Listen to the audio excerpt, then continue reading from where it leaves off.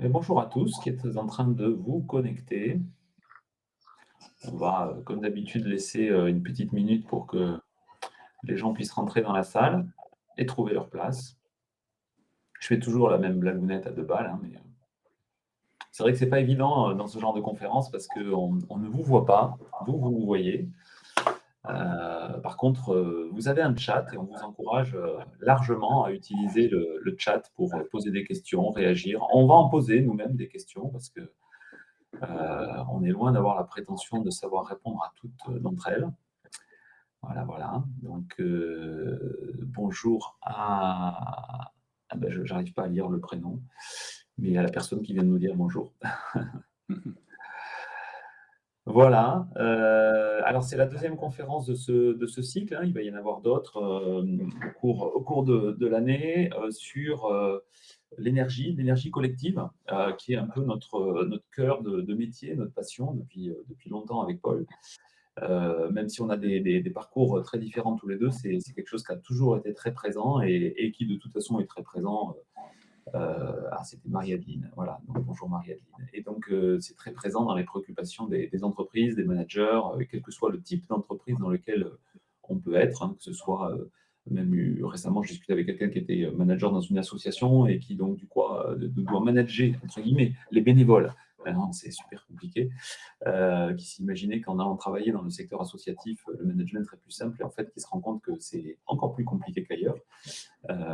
Voilà, donc toutes ces notions-là, on vous propose aujourd'hui d'y aller parce qu'on sait tous, si on est là autour des écrans d'ordinateur aujourd'hui, c'est probablement qu'on est conscient que l'équipe, elle est puissante, qu'elle est puissante, mais qu'en même temps, elle est pas toujours productive, cette puissance.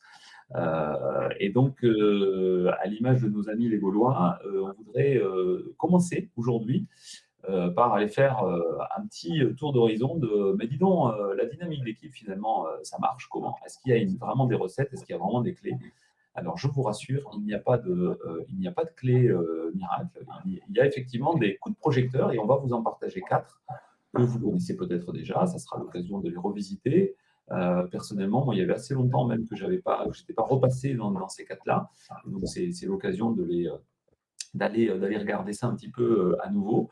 On va aller se balader du côté des fourmis de Chen, du côté de l'effet Ringelmann, des vertus du débat avec Kurt Lewin et puis de la notion d'implication et les études d'Elton Mayo. Je vous rassure, cette partie-là, elle sera très courte, hein. Et ensuite, on va plutôt aller se focaliser sur des histoires très concrètes, des histoires vécues, dans lesquelles les managers sentaient bien qu'il y avait quelque chose en termes de l'énergie, enfin, sur le plan de l'énergie d'équipe qui ne fonctionnait pas. Et dans ces cas-là, qu'est-ce qu'on peut faire pour que ça fonctionne? Oui, Franck disait que peut-être on vous posera des questions tout à l'heure au fil de l'exposé, de façon à ce qu'on puisse avoir une interaction. Mais vous aussi, vous pouvez avoir des questions sur votre équipe, des cas particuliers qui ne rentrent pas dans ce qu'on dit ou qui rentrent dans ce qu'on dit. Mais de toute façon, n'hésitez pas à partager vos situations. On verra de quelle manière on peut y répondre et créer de la valeur pour vous sur mesure autant que possible. Voilà. Voilà, alors donc on va commencer par une histoire de fourmi. Une histoire de fourmi qui va parler un peu de coaction. Alors, Monsieur Chen, hein, il est mort il y a bien longtemps, mais il avait fait des études sur un certain nombre d'ailleurs d'animaux, et puis ensuite avec des vrais bons hommes et des vraies bonnes femmes comme nous et vous. L'histoire des fourmis de Chen, en fait, c'est de regarder quand on met une fourmi qui est habituée à travailler avec tout un tas de copines, quand on les met toutes seules dans un vivarium et puis avec de la terre et tout ce qu'il faut, on regarde combien de temps elle va se mettre à réagir, c'est-à-dire au bout de combien de temps elle va commencer à faire quelque chose pour lequel elle est conditionnée à faire, c'est-à-dire creuser pour aller faire une fourmilière. Alors, quand on met la fourmi toute seule, elle est un peu paumée, donc elle tourne en rond dans le vivarium, elle cherche ses copines, elle ne les trouve pas. Et donc, on va mesurer, il a mesuré sur plein d'expériences, combien de temps la fourmi mettait à réagir, c'est-à-dire à commencer à faire la tâche pour laquelle elle est conditionnée un petit peu, et puis aussi quelle quantité de terre va être extraite par la fourmi dans une durée d'une heure. Et donc là, vous pouvez évidemment avoir aucune idée du résultat. Moi-même, j'en ai absolument aucune. Mais voilà, il se trouve que Elle va tourner en rond pendant ce qui est quand même très long, hein, 192 minutes avant de se mettre à faire ce qu'elle a l'habitude de faire, c'est-à-dire creuser des galeries et donc creuser une fourmilière. On va commencer à constituer une fourmilière. Et elle va, en 1 heure, extraire 232 grammes de terre. Bon, une fois que j'ai posé cette donnée qui sort de je ne sais où, la question que je vais vous poser, et là on va vous solliciter dans le chat, c'est à votre avis, quand elles vont être deux, c'est-à-dire qu'on va en mettre une deuxième avec sa petite copine, on va refaire l'expérience. Alors, elles ont vécu la première expérience seules, hein, chacune de leur côté. Hop, on prend les 2 fourmis, on les remet dans un vivarium tout neuf, tout propre. À votre avis, qu'est-ce qui va se passer? Combien de temps? Quelle influence sur le temps de réaction?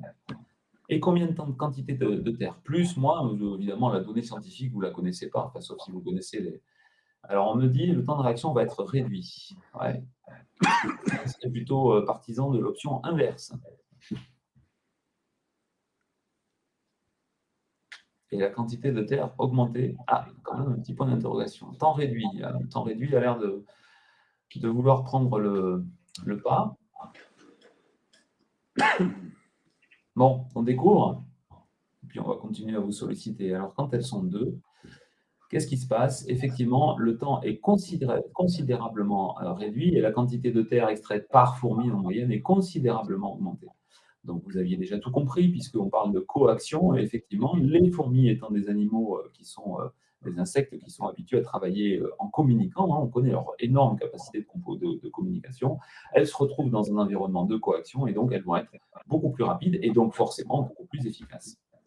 Qu'est-ce qui va se passer quand on va en mettre 3? On devrait ouvrir les paris, là. On devrait avoir un petit truc, là. On devrait cliquer sur les bet scores. Alors, augmentation des processus, nous dit Charles, c'est-à-dire encore mieux, nous dit Édouard. Donc, encore plus productif, diminution du temps et plus de terre, nous dit Charles. Ouais, d'accord. Donc, ça se poursuit. Ça se poursuit dans la même lignée. Alors, pas tout à fait faux, mais pas tout à fait juste quand même.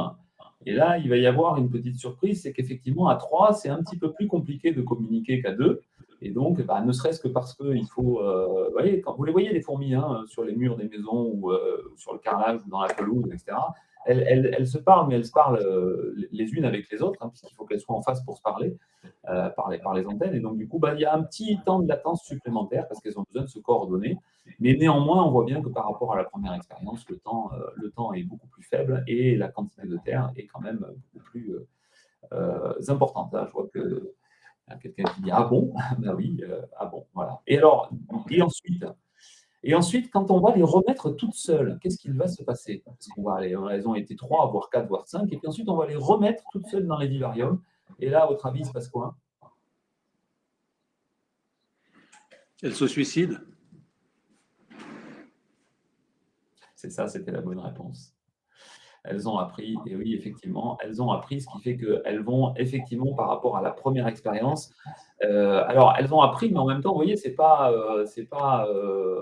non plus énorme, hein, mais là où elles mettaient 192 minutes à se mettre à réagir, il y a une fonction apprentissage qui font qu'elles vont creuser plus vite et qu'elles vont creuser au bout de 160 minutes et qu'elles vont, par contre, extraire un peu moins de terre parce que peut-être qu'elles ont appris aussi que c'était beaucoup plus confortable de travailler avec les petites copines et que du coup, la coaction leur manquant, elles sont moins productives. Voilà.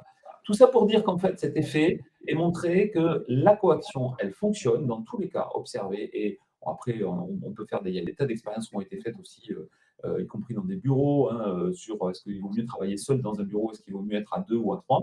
Et tant qu'il y a expertise, c'est-à-dire connaissance de la tâche, et tant qu'il y a motivation, or c'est clair que les fourmis, elles savent creuser des galeries et elles sont motivées parce qu'elles savent que c'est la survie de l'espèce qui passe par le fait qu'elles vont aller créer une fourmilière. Quand il y a connaissance de la tâche et motivation, alors la coaction a toujours un effet positif.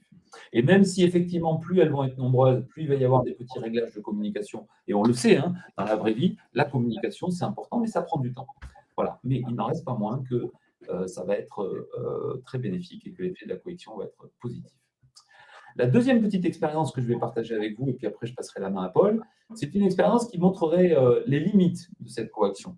Alors, c'est l'effet Ringelmann. Ringelmann, il faisait tirer à la corde. Alors, C'était dans les, vous savez, les trucs dans les fêtes foraines, hein, il faut tirer le plus de poids possible. Alors, on a une corde et puis il y a des poids et on regarde jusqu'où on peut tirer.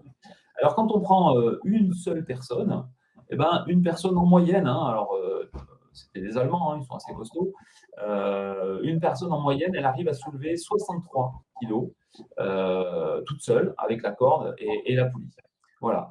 Et quand on en met deux, eh bien là, vous avez tout de suite compris, donc je ne vous fais pas l'insulte de vous poser la question. Eh bien, en fait, comme on est en coaction, mais qu'en même temps on peut compter un petit peu sur l'autre, eh bien, on va avoir une baisse de la charge moyenne. C'est-à-dire qu'à deux, les deux personnes en moyenne vont pouvoir soulever 118 kg, c'est-à-dire 59 par personne. Et puis, ça va continuer comme ça, ainsi de suite. C'est-à-dire qu'à 3, elles soulèvent que 53 kg chacune.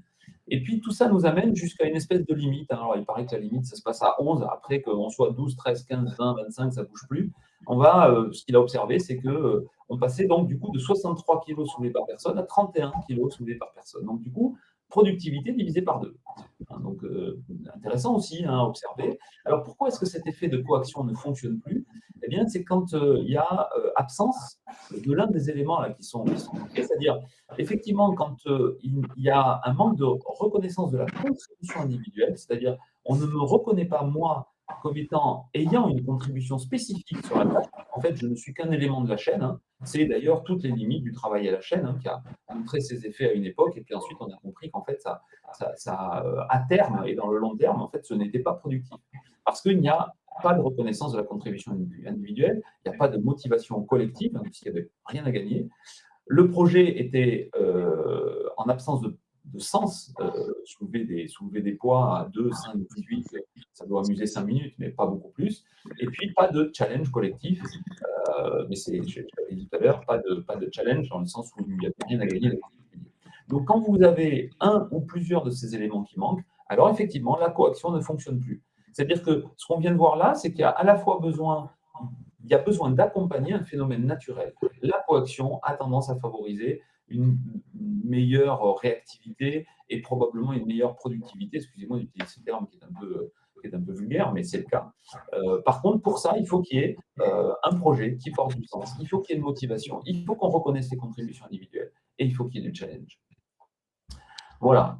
Bon, alors ça, c'est donc le deuxième effet quand vous parlez. Après l'effet de chaîne, il y a l'effet Ringelmann qui vient réduire la portée de l'effet de chaîne. Il ne suffit pas d'être plusieurs pour que ça marche bien. Encore faut-il être coordonné, managé, etc. Je disais dans le chat pour plaisanter, si un manager est là avec un fouet, peut-être que pendant un temps limité, d'une manière superficielle, ça augmente la productivité parce qu'on a très peur de se faire fouetter. Mais si jamais les managers abusent de ce mode directif, de ce mode coercitif, bah évidemment, il y a du turnover, les gens sont malheureux, ils font un travail artificiellement impliqué, il n'y a pas de conscience professionnelle, etc. Donc, je ne vous raconte pas le nombre d'erreurs. Donc, c'est une fausse, bonne idée que de passer en mode autoritaire, destructeur. Alors maintenant, on va regarder autre chose. C'est que c'est une expérience qui a été conduite aux États-Unis à l'époque de la guerre de Corée. Kurt Lewin était un psychosociologue qui avait été consulté par le gouvernement pour regarder quels sont les processus qui fédèrent et qui engagent le plus pour obtenir des changements de comportement. En l'occurrence, pendant la guerre de Corée, donc, tous les GI étaient au front et avaient besoin de la viande rouge que produisait le pays. Et donc, il y avait un défaut de viande rouge pour les consommateurs qui n'étaient pas en guerre, enfin qui étaient en réserve, qui n'étaient pas au front. Et puis, il y avait un excès des abats, vous savez, la vessie, les reins, les intestins, etc. Et les Américains n'aiment pas trop ça. Donc, on avait à la fois une carence en viande rouge et une surproduction d'abats. Donc, il s'agissait de convaincre les ménagères américaines d'acheter des abats. Comment est-ce qu'on fait? Alors, ils ont fait 2 expériences. Ils mettaient 70 personnes dans une salle et 3 conférenciers qui passaient les uns derrière les autres. Le premier vous expliquait qu'il fallait être patriote, que la guerre c'était important, que chacun devait faire un effort. Et donc, mesdames les ménagères, il faut acheter des abats parce que voilà, il n'y a plus de viande pour le pays. Ensuite, il y avait un diététicien qui passait, qui disait les abats, il y a beaucoup de fer, beaucoup de potassium, beaucoup de tout ce que vous voudrez. Ça, je dis n'importe quoi, je ne sais pas ce qu'il y a dans les abats, mais eux, ils le disaient bien. Et donc, il faut en acheter parce que c'est bon pour la santé. Alors, il terminait son petit topo, puis il y en avait un troisième qui passait, qui était un cuistot, qui disait en plus c'est délicieux, je vais vous expliquer des recettes, et patati et patata. Voilà, chère madame, j'espère que vous avez bien tous décidé de vous mettre à acheter des abats. Et puis on prenait la mesure à la fin de la conférence, et on demandait aux gens, alors vous allez en acheter, vous allez en fabriquer, enfin vous allez en cuisiner, vous allez en manger. Et le taux était très faible. Et puis, ensuite, quelques temps de là, quand on demandait aux gens, alors, vous l'avez fait ou vous ne l'avez pas fait, ben, le taux était encore plus faible, évidemment. Et puis, Kurt Lewin a fait une autre expérience.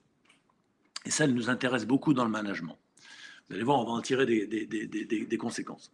Et malheureusement, tout le monde n'en tire pas les conséquences que nous devrions. Il a mis des groupes, des dynamiques de groupes restreints, c'est-à-dire des groupes de moins de 12 personnes. Un peu comme la taille d'une équipe finalement. Entre 5 et 12 personnes, des équipes, c'est généralement 8-9, c'est le nombre idéal. On peut travailler en binôme, on peut travailler en trinôme, on peut faire des sous-groupes et on peut travailler en plénière sans que ce soit trop dur de prendre un rendez-vous parce que quand on est 15 ou 16, c'est épouvantable pour fixer un rendez-vous. Donc, il a mis les ménagères par petits groupes de 10-12 et puis il leur a posé la question. Alors, mesdames, il y a 3 questions concernant les abats. Il y a un aspect patriotique. Qu'est-ce que vous en pensez ? Alors elles discutent entre elles, ben oui, quand même, faut participer à l'effort de guerre, c'est normal. Oh oui, mais d'un autre côté, manger des abats, je sais pas quoi, c'est pas bon ou c'est pas sain. Ah ben justement, qu'est-ce que vous en pensez? Il paraît que, regardez là, des études, qu'est-ce que vous en pensez? Alors elles parlent entre elles, etc. Et puis, est-ce que vous avez des recettes de cuisine? Est-ce que vous savez comment faire, etc. Donc elles discutent entre elles. Et donc pendant 3 quarts d'heure, exactement le même temps, mais par groupe de 10, avec un seul animateur qui n'est pas un expert, qui se contente de faciliter les échanges. Il ne donne pas d'avis. Qu'est-ce qui se passe? Eh bien, le taux de changement, de déclaration de changement de comportement est 4 fois plus important. Et ensuite, quand quelque temps d'alors, on leur demande alors, vous avez dit que vous ayez changé, est-ce que vous avez changé effectivement? 3 fois plus important que dans l'autre cas. Donc, on sait depuis cette expérience des années 50 que réunir les gens en plénière à 70 ou à 200 pour leur servir à la messe, c'est pas très efficace si on veut les faire changer d'avis et d'opinion et de comportement. Par contre, ça travaille le sentiment d'appartenance.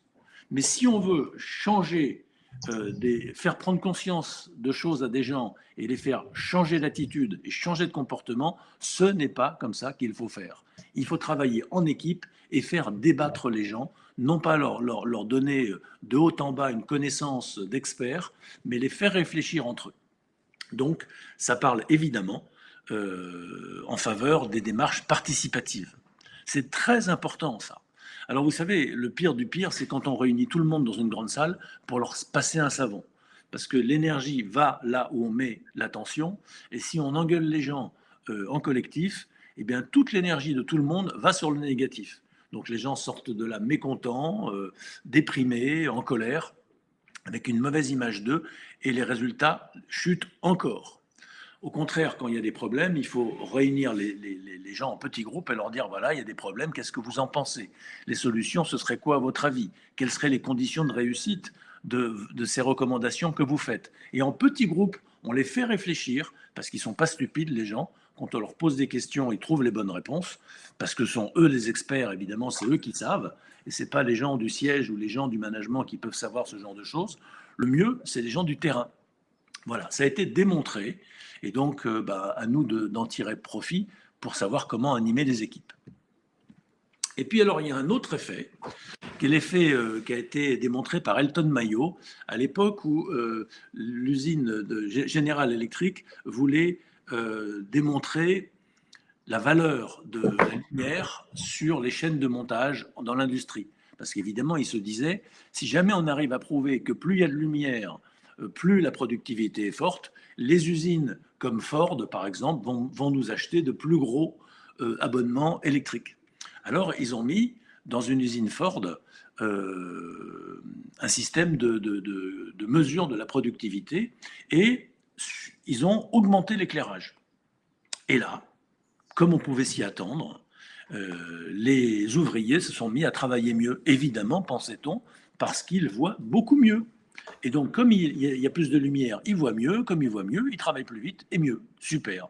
On était tout près de vendre les contrats de General Electric à Ford, mais quand même, Elton Mayo, qui était un homme consciencieux, a voulu faire la démonstration par l'inverse. Donc, il a baissé l'électricité. Parce que selon le théorème, plus on y voit clair, mieux on travaille, moins on y voit clair, moins on travaille bien. Et là, aux surprises, la productivité a encore augmenté. Alors on s'est demandé, mais comment c'est possible? Alors il a fait des entretiens qualitatifs, il a été voir les gens, il leur a dit, mais qu'est-ce qui se passe? Vous travaillez mieux et plus quand on éclaire plus, et puis vous travaillez encore mieux quand on éclaire moins. Quel est l'impact de l'électricité?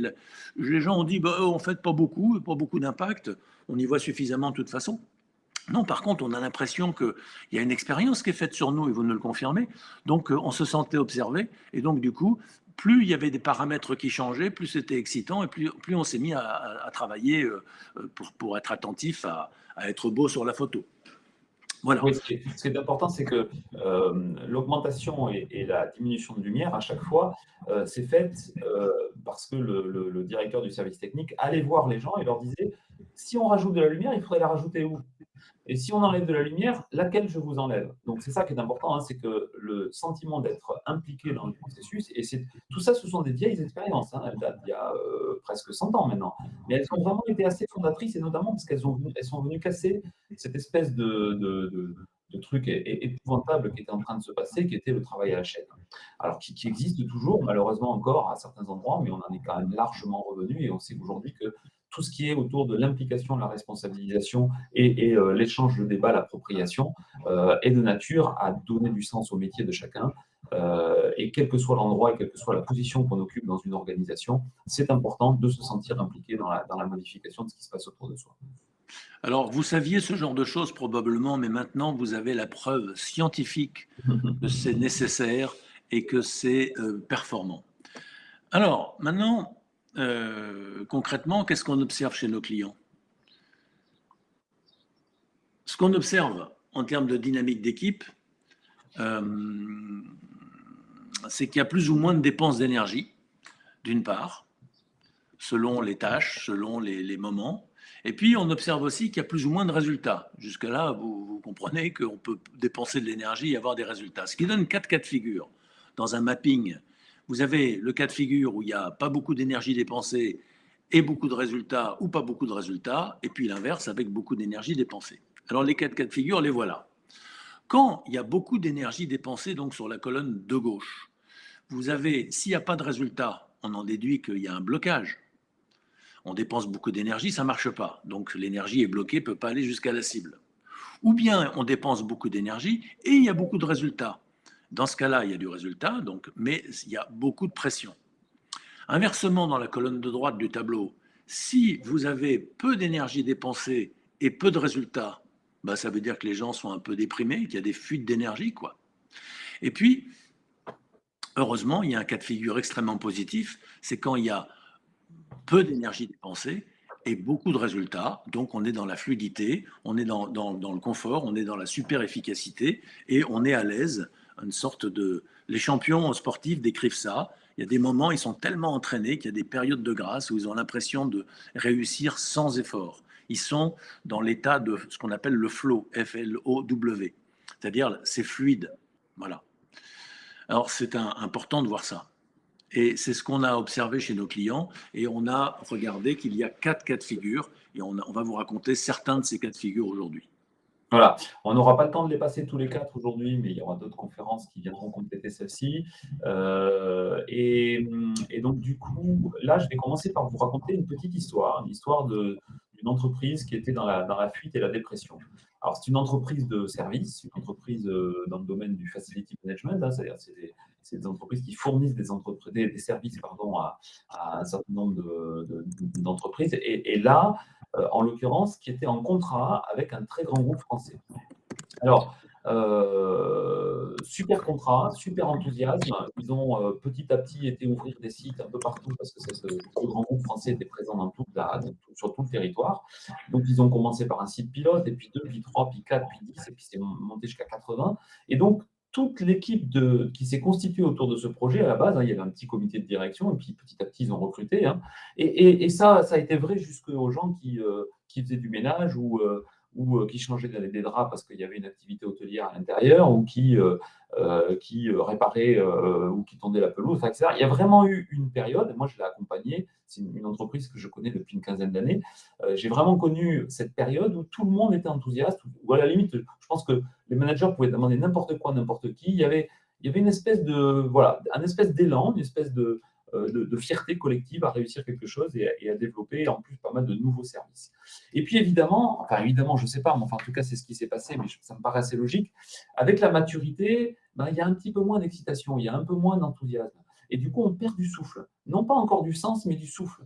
C'est-à-dire que quelque part, on commence à se dire, ouais, mais enfin, un tour de la pelouse, 8 heures par jour, ça commence à devenir surtout pénible, en fait. Hein.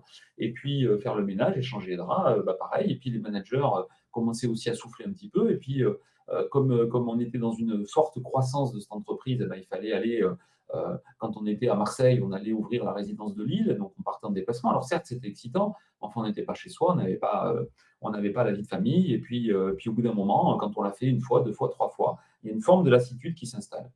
Et puis surtout, il se trouve que ce grand groupe, qui était un vieux groupe français, enfin qui est un vieux groupe français, avait aussi un état d'esprit interne des salariés qui, eux, étaient assez critiques, beaucoup dans la plainte, beaucoup dans le reproche, beaucoup dans la revendication. Et donc, les équipes de cette jeune entreprise, étant en contact de la grosse entreprise, ont fini par forcément se laisser un petit peu contaminer par ce discours ambiant.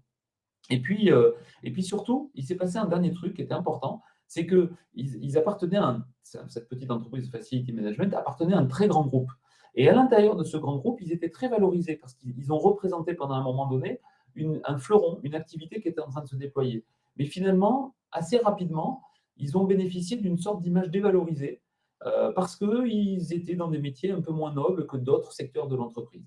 Et donc là où les managers s'imaginaient que le fait d'être passé par cette petite expérience allait les ramener sur d'autres opportunités managériales, opportunités professionnelles, ce n'est pas ce qui s'est passé. C'est-à-dire qu'on leur a dit, oh ouais, non, mais toi tu bosses dans l'entreprise X, donc écoute, ouais, mais enfin, t'y restes, quoi.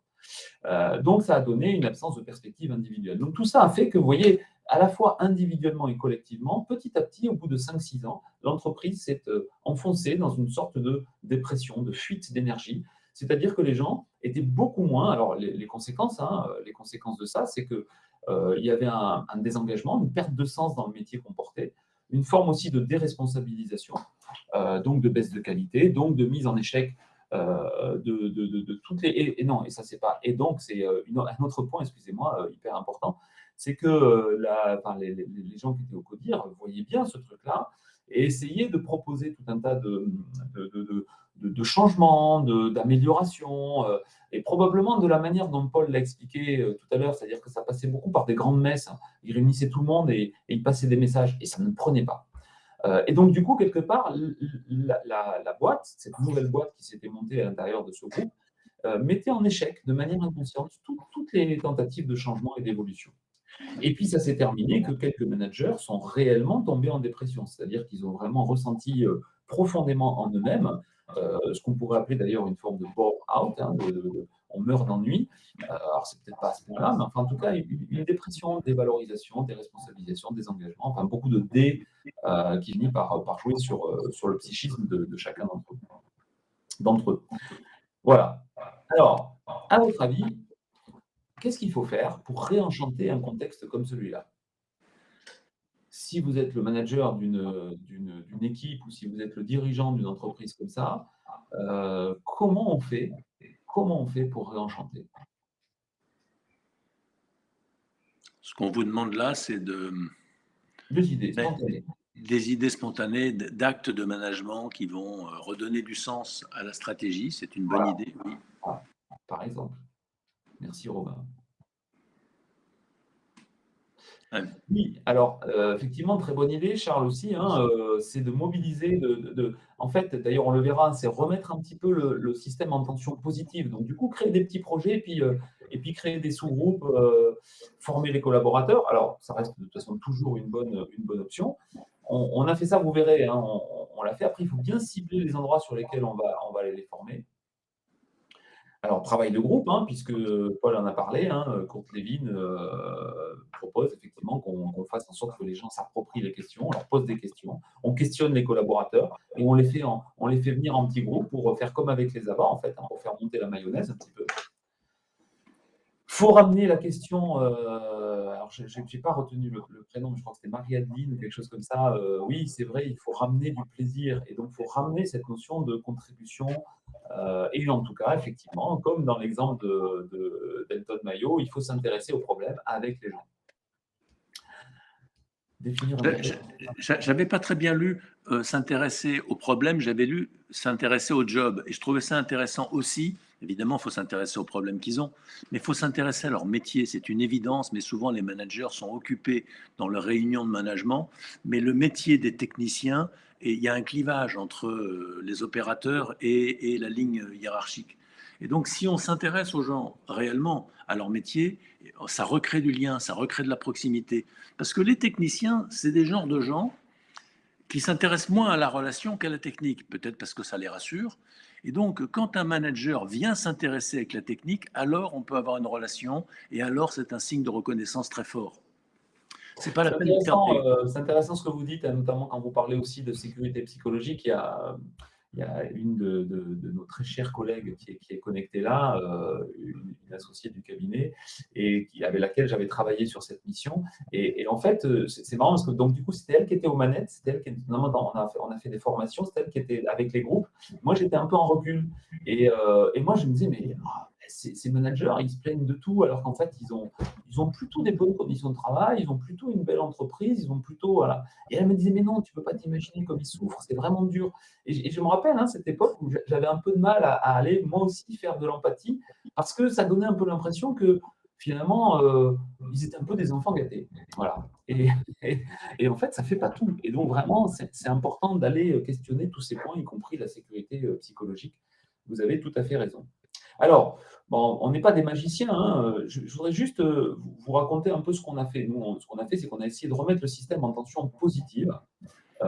C'est-à-dire qu'on a profité d'un changement de système d'exploitation. C'était vraiment banal. C'était vraiment, en fait, c'est comme changer de version d'Excel ou etc. C'était un petit peu plus que ça, mais guère plus. Et on a créé presque une sorte de petite crise. C'est-à-dire qu'on a mis en scène ce changement de système d'exploitation, donc un truc très opérationnel, et on en a fait un projet de transformation, voilà, dans lequel on a démarré, comme disait notre ami Olivier de Villard, avec qui on a bossé tous les deux avec Paul, on balaye un escalier en commençant par le haut. Donc, effectivement, il y a une formation qui a été construite, et cette formation, qui était assez technique, elle nous permettait d'amener subtilement un certain nombre de notions liées au changement, d'écoute, de discussion, de débat, de tout ce qu'on a vu là au début. Hein. Et on a commencé avec le CODIR, puis avec un copine, puis après avec les directeurs de région, puis après avec tout le monde. Et en fait, quelque part, ça a permis de remettre en responsabilité les managers. Et à l'époque, ce qu'on a fait, c'est qu'on leur a mis en main, dans cette formation, un petit kit de coaching pour aller coacher leur périmètre respectif. On les a aidés, évidemment, à réussir ça, mais surtout, on leur a appris des gestes. On leur a appris des gestes de coach d'équipe, de manière à ce que, au-delà de l'intervention qu'on allait faire une fois, ils puissent derrière continuer et favoriser puisqu'on voit bien qu'en fait les choses, c'est l'usure du temps en fait quelque part qui s'est passé dans ce projet-là. Et comment est-ce que on remet régulièrement, soit en prévention, soit en régulation, un certain nombre de questions qui sont liées à l'énergie collective. Voilà, donc on leur avait construit un petit kit. Il y avait des jeux, il y avait des petits outils issus du coaching d'équipe dont on parle dans nos formations. Et ils avaient ce truc-là. Ils avaient la possibilité soit de préparer ils allaient tous passer une demi-journée avec leurs équipes, enfin 2 demi-journées. Soit ils la préparaient avec nous, ils l'animaient tout seuls, soit on allait les animer avec eux sur la première et on leur laissait la main sur la deuxième. Voilà, il y avait la possibilité aussi pour que chacun se sente connecté là où il avait envie, et puis on tenait compte des niveaux de maturité, puis d'ancienneté aussi de chacun, et puis d'envie et de plaisir de chaque manager, parce que tout ça, il faut le faire que si ça surfe sur quelque chose qui fait envie et qui fait plaisir. Voilà. Et notamment, on avait partagé avec eux un outil qu'on utilise beaucoup, nous, qui est comment est-ce qu'on pourrait faire une réunion de régulation des rancœurs, puisqu'il y avait beaucoup de rancœurs, voilà, avec 5 étapes, une introduction, on pose le cadre, on partage les représentations, on débat, on reformule et notamment on va chercher des options, des points d'appui et on va prendre des décisions et tout ça a un effet bénéfique sur la cohésion de groupe. Là, on n'a pas la prétention en 30 secondes de vous expliquer un outil qu'on partage en 2-3 heures de formation, mais l'idée est là. Puis d'ailleurs, cet outil, il est disponible gratuitement sur notre site, vous pouvez le retrouver. Voilà, mais l'idée, c'est vraiment de leur mettre en main un certain nombre de pratiques qui, derrière, feront qu'ils seront plus coachs d'équipe que simplement managers techniques dans une entreprise qui était assez technique. Voilà, je propose, Paul, de te passer la main sur la surchauffe, puisque le blocage, on l'illustrera une prochaine fois. Oui. On n'aura pas le temps de rester les 4. On vous dira comment on fait en cas de blocage, mais pour l'instant, on va vous dire qu'est-ce qui illustre finalement une situation de surpression. Vous vous rappelez, donc surpression, c'est de bons résultats, mais énormément d'énergie dépensée. Alors, c'est le cas d'un éditeur de logiciels qui est en pleine croissance sur un marché qui est pourtant bien chargé, mais ils tirent leur épingle du jeu très bien. Le problème, c'est que ils ont beaucoup de jeux de jambes, ils sont très agiles, ils vont un peu partout. La stratégie est un peu floue parce qu'au nom de l'agilité, on en change volontiers. Il y a une boulimie de projets, c'est des gens qui sont gourmands, dès qu'il y a une idée, hop, on la met en œuvre. On ne les conduit pas toujours jusqu'à leur terme. Quand les projets sont terminés, ben, on ne sait pas s'ils sont terminés ou pas. Quand les projets ne sont pas terminés, on ne sait pas si on les a abandonnés ou si... enfin, on ne sait pas où on en est. Les équipes, par contre, sont passionnées par leur job, ils adorent la technique, on a des personnalités fortes. Et, petite cerise sur le gâteau, le dirigeant fondateur de cette boîte ne sait pas trancher. Il a horreur des conflits et par ailleurs, il ne sait pas finalement prendre des décisions. C'est un type qui est visionnaire, il a une personnalité charismatique, il est très chaleureux, très sympathique. Il sait convaincre et embarquer les gens, mais il ne sait pas décider et il ne s'est pas non plus tellement bien confronté. Alors, ça a plusieurs conséquences. C'est que vous avez deux cadres dirigeantes qui sont brillantes et qui ont chacune un avis diamétralement opposé sur le problème de la boîte. Il y en a une qui considère que les produits sont obsolètes et qu'il faut absolument en changer, que la stratégie, il faut la changer de cap absolument, et elle entraîne avec elle une bonne moitié de la boîte. Et vous en avez une autre qui dit, mais non, le problème, ce n'est pas du tout les produits qui sont très bien. Alors vous imaginez que celle-là, elle est un peu plus ancienne que l'autre, parce que les produits, ce sont ses bébés. Elle estime qu'ils sont très bons. Simplement, il faut changer le marketing de l'offre, c'est-à-dire la façon de communiquer et de commercialiser ces offres qui sont excellentes. Voilà. Et alors, entre les deux, ça crée des tensions et la tempête guette, parce que vous avez la moitié de la boîte contre l'autre. Il y a des signes d'usure, il y a des tensions très vives au sein des réunions du comité de direction. De plus en plus, les gens perdent confiance par rapport au projet. Ils voient les choses qui avancent, mais qui sont très coûteuses. Beaucoup de gens disent, mais moi, je ne peux pas continuer à ce rythme-là. On me demande de bosser le week-end, je bosse tard le soir, on n'en peut plus. Il y a quelques départs à la concurrence. On s'aperçoit que la concurrence ne paye pas beaucoup mieux, mais par contre, on a une vie bien plus tranquille. Et puis, on a plus de visibilité sur la suite. Et puis, le NPS, vous savez, c'est le taux de satisfaction client qui est en une baisse, qui est tout de même significative, même si elle n'est pas alarmante. Et donc, l'un dans l'autre, ça finit par créer cette situation de surpression. Alors, qu'est-ce qu'on fait en cas de surpression? Quelles sont vos idées? Quels seraient vos réflexes? Comme tout à l'heure, vous avez échangé pas mal de choses, des bonnes idées. Imaginez que dans vos équipes, vous rencontriez une situation comme celle-là. Il y a de la dispersion d'énergie, il y a de la tension, mais malgré tout, on a des résultats. C'est pas simple d'ailleurs, parce que j'ai en ce moment un codir qui est dans cette situation. Ils n'ont jamais eu de meilleurs résultats. Ils ont peu d'accidents de travail, c'est dans une usine. Ils ont une performance qui n'a jamais été atteinte. Ils disent, mais qu'est-ce que vous voulez qu'on aille progresser? Il n'y a pas besoin de progresser, on est déjà au top. Mais ils sont épuisés. Donc ils imaginent que un progrès, ça voudrait dire rajouter du travail. Or ça, ils n'en peuvent plus. Donc, en fait, tu voudrais choper des idées, Paul, dans le chat parce que tu ne sais pas trop comment faire, c'est ça? Ben ouais, je me dis, moi, je suis coincé, quoi. Je ne sais pas comment intervenir. Mais du coup, là, tu as vu, là, personne ne veut te donner ces idées-là. Des Non, vacances. Ah bah oui, ça va pas tarder. c'est pas mal. C'est pas mal. Oui, le conflit, malheureusement, on voit pas bien comment on pourrait l'étouffer. Au contraire, il va falloir peut-être pas le médiatiser, mais il va falloir poser peut-être une réflexion de groupe autour de quels produits on devrait changer et comment améliorer la commercialisation de nos offres actuelles. Plutôt que d'opposer les solutions l'une à l'autre, il faudrait faire du et plutôt que du ou, on va faire du et. Oui, il faut aménager nos offres et il faut les vendre de façon plus dynamique pour qu'on dépense moins d'énergie. Installer un climat de négociation en faisant du et, bien sûr. Parce qu'évidemment, on se doute bien que personne n'a totalement raison et que les deux visions sont importantes à prendre en compte. Et que le fait que justement on ne prenne pas le temps de les confronter, ces visions, fait que chacun se caricature de plus en plus, parce qu'il est obligé de hurler de plus en plus fort pour qu'on l'entende un petit peu. Enfin, en tout cas, c'est ce qu'il croit. Oui, une petite audite, c'est vrai, un petit audit, pardon. Il y a également Charles qui disait que le progrès, c'est pas forcément plus de travail, il faut leur expliquer ça. Alors, ils y croiront pas, mais on peut toujours leur dire. Et puis, c'est vrai qu'on pourrait repartir d'une page vierge, la page vierge pouvant être pré-remplie par l'audit, ou bien faire l'audit par les collaborateurs eux-mêmes. Voilà, il y a plusieurs solutions. En tous les cas, c'est bien déjà d'avoir le diagnostic clair. Qu'est-ce qui nous arrive? Alors, c'est pas compliqué, hein, on croise la ligne énergie avec la ligne résultat et on regarde dans quel cadran on se trouve. Et si on est dans le cadran de la surpression, il y a certainement du dialogue, il y a certainement une pause. Il faut se calmer, il faut prendre du recul. Il faut prendre du recul d'abord avec quelques décideurs et ensuite tous ensemble, parce qu'il n'y a pas que les décideurs qui sont en surpression.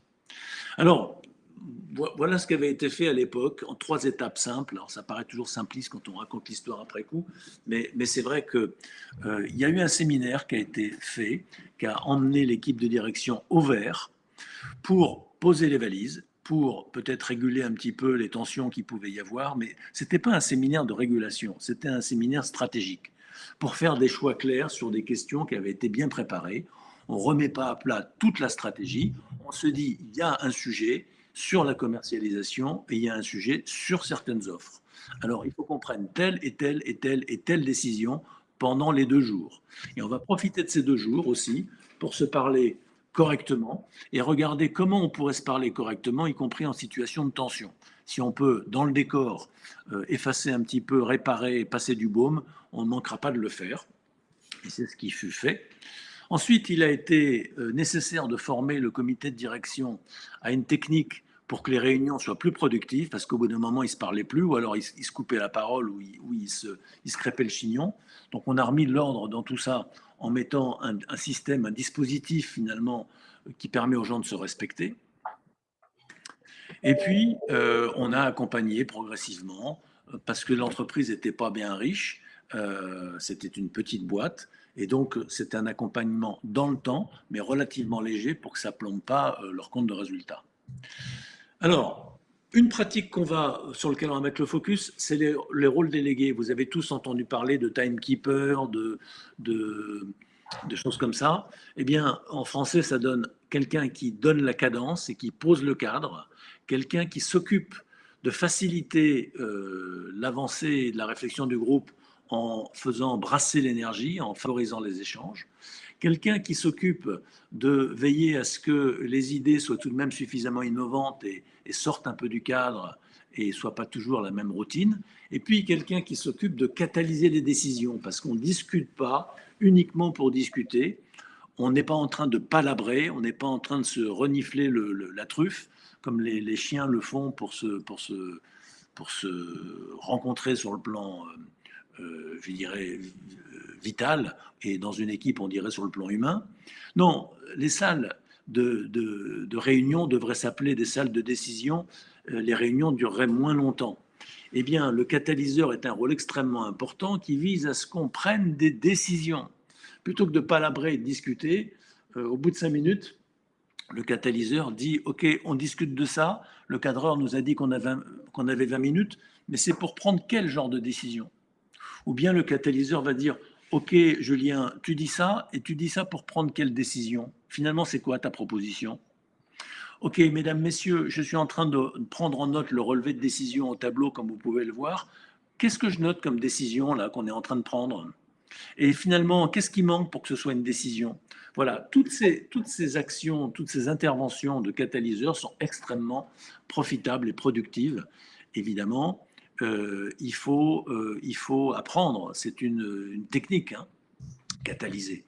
De même qu'agiter, chercher des idées nouvelles, c'est une technique. Faciliter, faire circuler l'énergie et poser le timing et cadrer les sujets aussi. Les équipes ont besoin d'apprendre ces 4 compétences. Le problème des réunions et du management, c'est que le manager est généralement, c'est celui qui convoque la réunion, c'est celui qui facilite, qui cadre, qui agite et qui catalyse, et qui en plus est son meilleur participant. Donc ça fait beaucoup de rôles pour un seul homme ou une seule femme, et ça prive les autres de toute intervention possible, puisque le manager fait tout. Il y a un système, si vous voulez, plus le manager est actif, plus l'équipe est passive. Et évidemment, plus l'équipe est passive, plus le manager est actif. Et généralement, quand il y a de la dispersion et de la, comment on appelle ça, de la surpression, eh bien, plus il y a de dispersion et de surpression, devinez quoi? Eh bien, plus il y a de surpression et d'agitation et de dispersion. C'est un phénomène qui augmente en permanence. Voilà. Je réponds oralement, juste parce qu'on va s'arrêter, on est à la fin, mais je réponds juste oralement à une question qui m'est posée sur l'agitateur. C'est une fonction qui est vraiment très aérienne, hein, et donc c'est l'occasion pour moi de vous dire qu'on reviendra dans une prochaine conférence sur notre modèle des énergies, et on essaiera d'aller regarder du côté des signatures d'équipe aussi, hein, sur la terre, l'eau, l'air et le feu. Et l'agitateur est vraiment marqué de l'air, c'est-à-dire que c'est l'élément, c'est la personne qui en fait va porter l'inspiration, l'enthousiasme et la mise en mouvement. Par exemple, l'agitateur peut être celui qui va dire, qui va regarder si on n'est pas en train, une fois de plus, au travers de la solution qu'on invente, de se réenfermer dans le problème. Parce que vous savez, on a tous ces façons de résoudre des problèmes, mais à partir du regard qui les a eux-mêmes créés, ces problèmes. Et donc, du coup, si on ne sort pas de ce cadre de référence, ou si on ne sort pas de cette croyance limitante, ou façon de penser limitante, eh ben, on va réinventer une solution, mais qui sera un nouveau problème. Donc l'agitateur, il est vraiment là-dessus. Il regarde la complexité, il regarde la répétition, il regarde s'il n'y a pas plus simple à faire. Enfin voilà, il va vraiment travailler là-dessus. Voilà, mais ça, on en reparlera dans une prochaine conférence. Alors la prochaine, l'été arrivant, on va s'arrêter pendant l'été, on reprendra début septembre. On sera ravis de vous y retrouver. Si vous voulez qu'on échange sur vos problématiques, sur vos problématiques d'équipe, qu'on regarde comment on peut, dans une première séance de coaching de 30 minutes, absolument gratuite, eh ben, vous appuyez sur le bouton qui est tout en haut, voilà, et vous allez pouvoir prendre rendez-vous avec l'un des membres de notre équipe. Je remets ça dans le chat parce que souvent on nous dit que les gens préfèrent l'avoir dans le chat. Voilà. Et donc n'hésitez pas, on sera ravis d'échanger avec vous sur les problématiques qui touchent vos équipes et de regarder comment on peut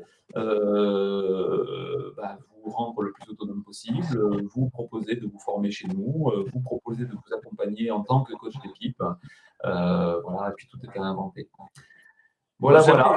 Comme on a envie finalement d'avoir un contact un peu plus vivant, un peu plus direct que simplement parler devant le poste, on est prêt à vous offrir en quelque sorte une petite séance de coaching qui n'est pas obligée d'être très longue.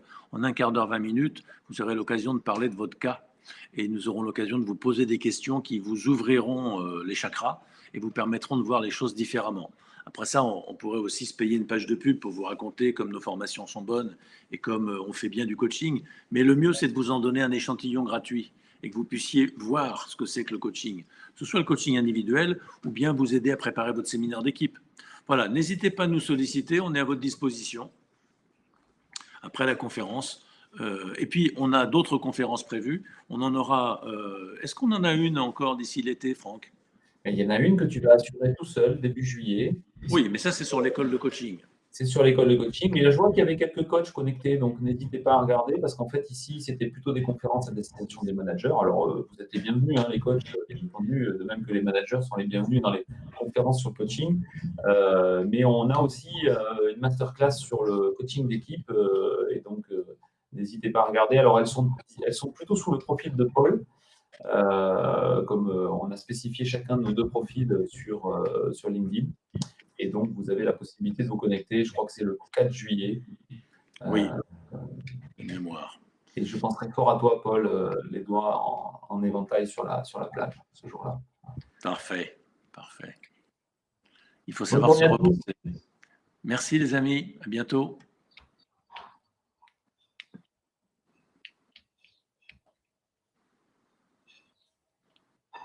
Je te laisse fermer, Franck. Ouais. À tout à l'heure, Paul. Oui.